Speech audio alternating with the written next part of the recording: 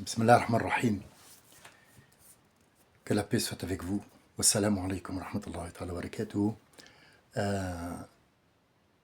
J'espère de tout mon cœur, que tout ce qui nous arrive soit un bien ou soit un mal pour un bien. Il y a des moments dans la vie où on n'aime pas faire ci, où on aimerait faire ça. Dieu nous le rappelle dans le Coran, il dit qu'il y a des choses que vous croyez pas bonnes, qui est très importante pour vous. Il y a des choses que vous croyez importantes et qui ne le sont pas en vérité pour vous. Nous espérons que toute chose qui nous arrive soit un bien et fait partie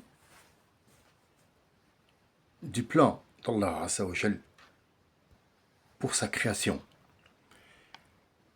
La question que je me suis posée et dont j'étais censé vous parler aujourd'hui, c'était mon point de vue à moi.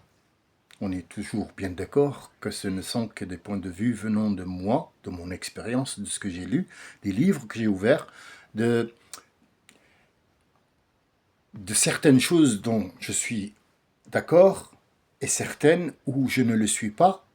Mais qui suis-je, moi, pour endoctriner des gens ou changer quoi que ce soit dans le mode de vie des gens? Personne. Je ne fais que donner une vision, une nouvelle vision qui peut-être les anciens n'ont pas vue. Et oui, yujadu fil bahri ma la yujadu fil nahr, et vice-versa. Il y a des choses qui existent dans un fleuve qui n'existeront jamais dans les océans, et vice-versa. C'est le verset en arabe.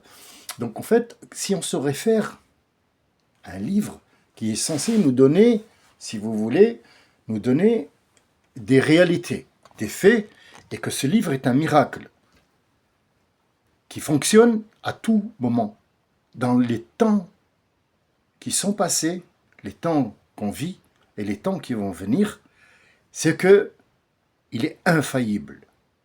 Il n'y a pas de faille dedans. C'est pas possible qu'il y ait une faille. Si on sort que dans le Coran c'est écrit « Point à la ligne, celui qui vole, coupez-lui la main », moi je sais que le Dieu que j'adore, moi, n'écrira jamais ça, ou ne dira jamais d'écrire ça, ou ne donnera jamais ça comme étant des directives à suivre, parce que je trouve qu'il y a une logique qui n'est pas logique.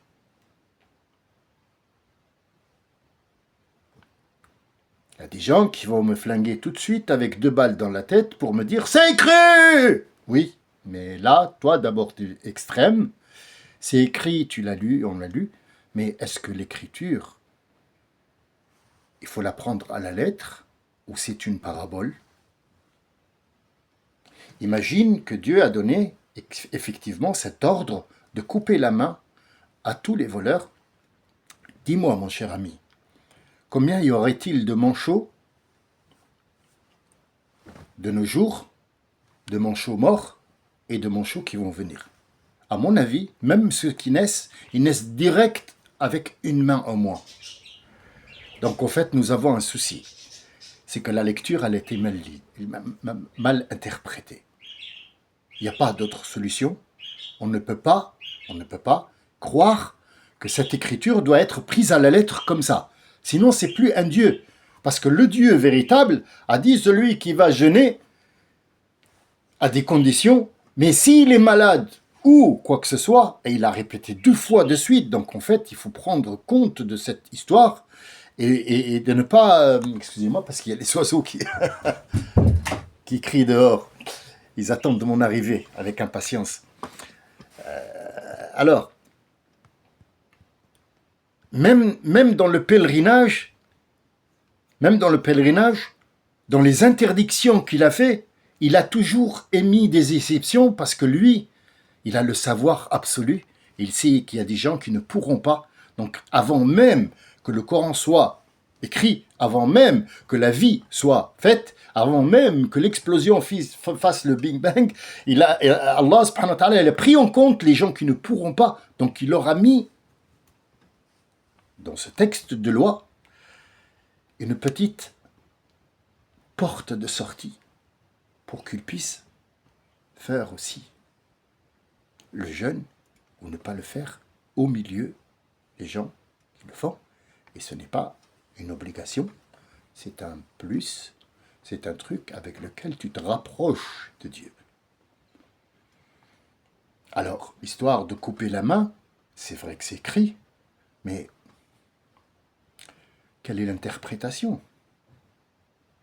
Alors, à ce moment-là, je ne suis pas peut-être le plus qualifié, mais je peux dire que la coupure n'est pas dans la main. La coupure doit être mise pour qu'il n'y ait pas de main qui aille voler. Des précautions, une sécurité, mettre les choses à l'abri, comme dit nos prophètes. Il est venu sur l'éclair, le cheval qui est mi-éclair, mi-cheval, mi-âne, comme dit notre prophète, Al-Buraq, et il est monté dessus pour aller à Jérusalem, en une nuit. Il a attaché? Oui. Comment ça? C'est un animal céleste qui vient juste pour Mohammed. Personne ne l'a monté. L'ange Gabriel, le Buraq, il était tellement agité que Mohammed, il allait monter sur lui, qu'il s'agitait dans tous les sens. Et il lui a dit, calme-toi. Ya Buraq, calme-toi. Il n'y a personne qui t'a monté à part Mohammed. Tu es là pour le conduire de la Mecque à Jérusalem. Alors calme-toi. Mais le prophète, il a quand même attaché. Bizarre, il m'attache une bête céleste. En fait, la parabole ici est que quand tu descends de ta voiture, par exemple, tu sors de ta maison, tu laisses un sac, il n'est pas à l'abri. C'est pas parce que tu as dit Bismillah que ta voiture, elle ne va pas être volée. Soyons un petit peu raisonnables et regardons les choses autrement. Ne la regardons pas comme les anciens la regardaient. Laisse-la, dis Bismillah et donne-la à Dieu, tu vas voir. Ça y est, personne ne la touche. Écoute, je ne crois pas que Dieu t'a dit ça. Je ne crois pas que ton prophète t'ait dit ça. Mais la vraie question qu'on doit se poser, à part relire les Écritures, et à part avoir une autre petite idée concernant le regard qu'on doit poser sur ces écrits, la question que je voulais poser au début, est-ce que nous pouvons faire des doigts pour les autres? Alors tout le monde va me dire, mais bien sûr, mais oui, comment ça, c'est écrit? Oui, mais comme c'est écrit qu'on coupe la main aussi. D'accord? Et comme c'est écrit, tuez-les. Alors, ils ont pris le mot tuez-les, mais ils n'ont pas pris le contexte. Pourquoi, où, comment et qui. Un verset, il faut le lire. À un certain moment, il y a des lettres qu'il faut lire. Il ne faut pas me dire des mots. Une fois, une personne m'a fait un commentaire. C'était pas grossier, non, mais c'était grotesque. Pas grossier, non. C'était grotesque. C'est bizarre qu'on entend ça. En fait, ça n'a ni queue ni tête.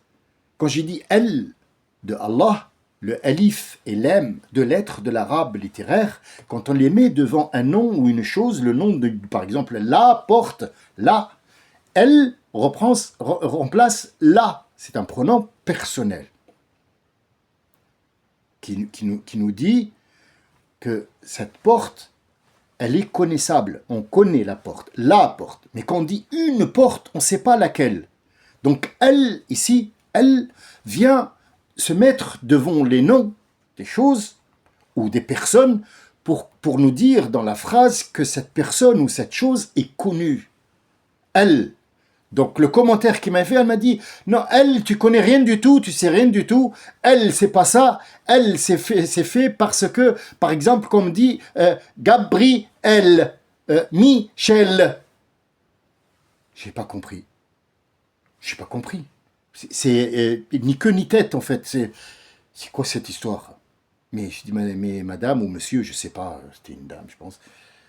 Mais de quelle elle vous parlait? de Michel, parce que moi je parle des lettres arabes. Je pense que vous n'êtes pas dans le bon continent, madame. Il faut faire le numéro. Oui, il faut se rattraper. 0033. Voilà. Voilà, 33. Et faut arrêter la moquette. Parce que après ça, il faudra remettre du carrelage. Hein, si toute la moquette, elle y va, voilà. On est loin. On est loin d'avoir compris que ça, ces mots-là, c'est pas des mots seulement. C'est pas des lots seulement, c'est toute une vie, c'est un mode de vie. C'est un mode de vie. Est-ce qu'on peut faire dua pour quelqu'un? Alors il faut s'arrêter déjà à voir, d'abord, avant de continuer la phrase ou la question ou d'avoir une réponse, qu'est-ce que tu veux dire par dua? Est-ce que tu le dis en français? Est-ce que c'est en arabe? Peut-être c'est l'arabe littéraire, je suppose. Peut-être que c'est de l'arabe littéraire. Donc voilà, on va à l'arabe littéraire et on va voir dua. Qu'est-ce que le dictionnaire nous dit? Dua, c'est l'invitation.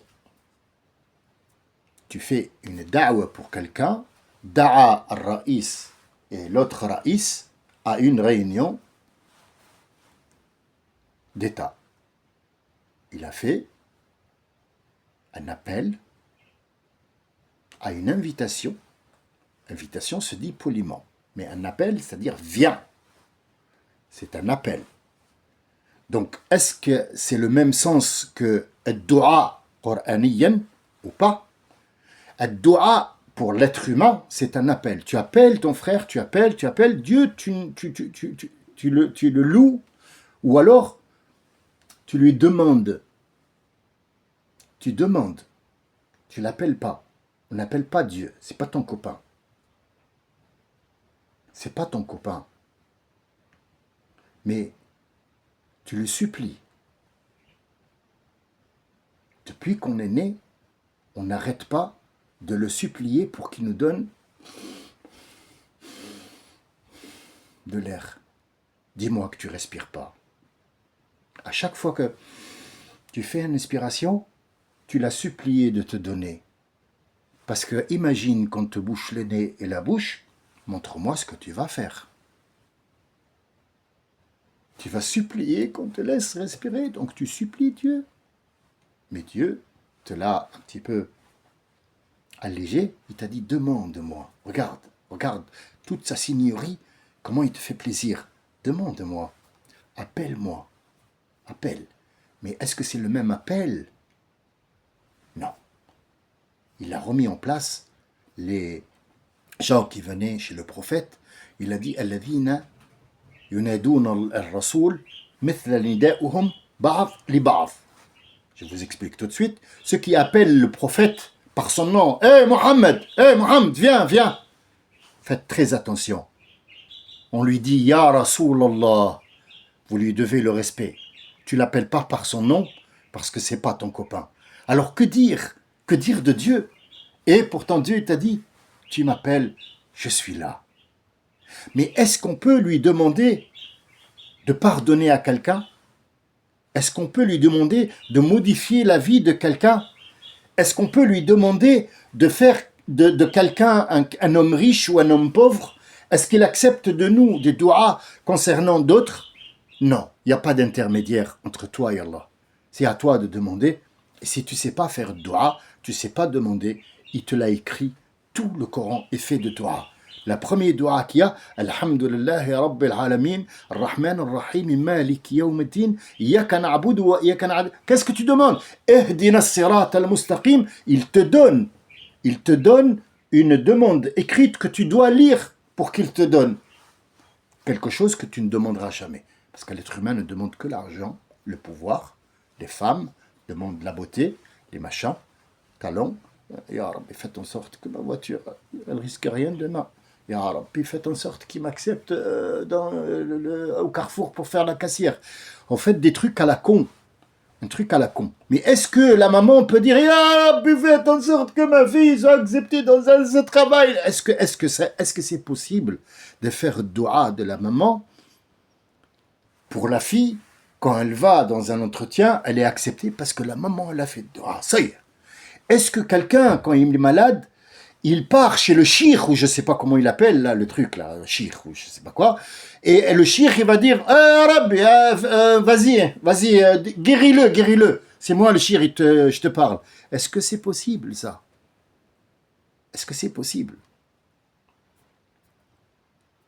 Non, non. Ce qu'on peut faire, c'est souhaiter. Ce qu'on peut faire, c'est aimer ce qu'on veut pour nous, pour l'autre, et demander à Dieu qu'il soit clément avec nous tous. Et Dieu nous dit toujours, commence par toi. Ya Rabbi, ehdini, et après mes parents, et après le reste, et ainsi de suite, jusqu'à arriver à la dernière personne que tu connais pas, wal mu'minina wal mu'minat, dans la vie, qu'il soit heureux, je le souhaite.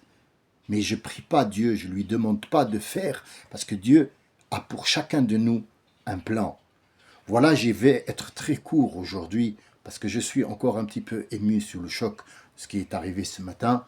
J'ai essayé de tenir ma parole, et je ne l'ai pas fait longuement. J'espère y revenir longuement quand j'aurai repris mes esprits, et on reparlera de ce sujet-là, de mon point de vue sur cette histoire-là, comme il le faut et comme il se doit. Je vous remercie de votre écoute. Je vais voir les perruches là, ils réclament à manger depuis tout à l'heure, et moi je traîne. Soyez bénis, éloignez-vous du mal, réfléchissons ensemble. Comment lire la vie? Comment la lire? Comment pouvoir lire une vie? Comment est-ce qu'on peut faire confiance à un vendeur d'appartements pour qu'il guide ce monde vers un monde meilleur? Quel est ce monde meilleur? Je ne sais pas du tout. Je vous laisse réfléchir à cette question et on y reviendra. Je vous remercie de votre écoute. Je vous dis à bientôt. Salam, shalom, salut.